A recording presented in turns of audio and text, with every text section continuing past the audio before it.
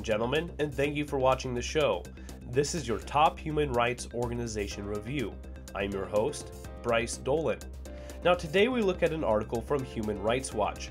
In recent segments, we've talked about the Gambian President Yahya Jammeh and how he's refused to accept the election results from December 1st.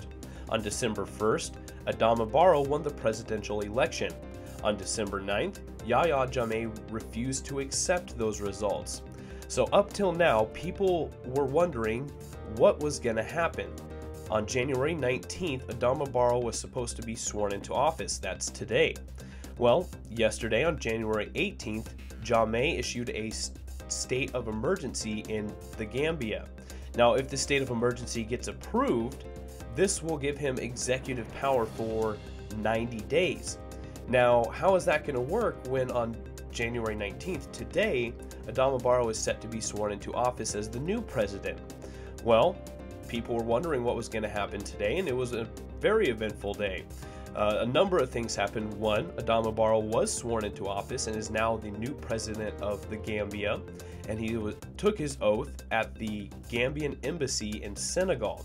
Now, during all of this, during the ceremony, the Economic Community of Western African States was preparing a military force to attempt to force President Yahya Jammeh out of the house, out of the country, out of power.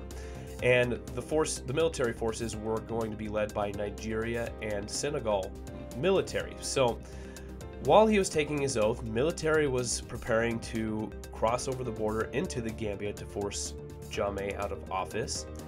And also, Jammeh was entrenching himself in the state house, in the state union house with his force, with his security. So people were really wondering what was going to happen. Tensions were going to rise. The number of resorts that are actually in the Gambia along the beach that are frequented by British and Dutch tourists were actually evacuated, and by the end of today, over 3,000 tourists are expected to be evacuated from the Gambia back to Europe. So people are really expecting something to happen. Tensions are really rising.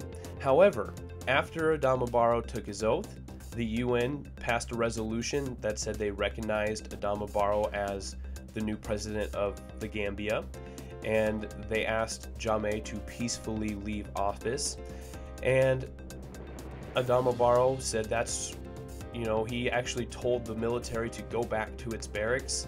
So he essentially withdrew the forces today. The Nigerian Air Force was actually prepared to strike as well, to attack the Gambia if they were needed to. So they were ready to force Jammeh out of office if they really had to, but for today, nothing really happened. But ladies and gentlemen, as more information comes in about this story, we will definitely keep you up to date, as tensions are still high in the Gambia and Senegal. So you can look at this story yourself, ladies and gentlemen, on the Human Rights Watch website by clicking on the link below in the description.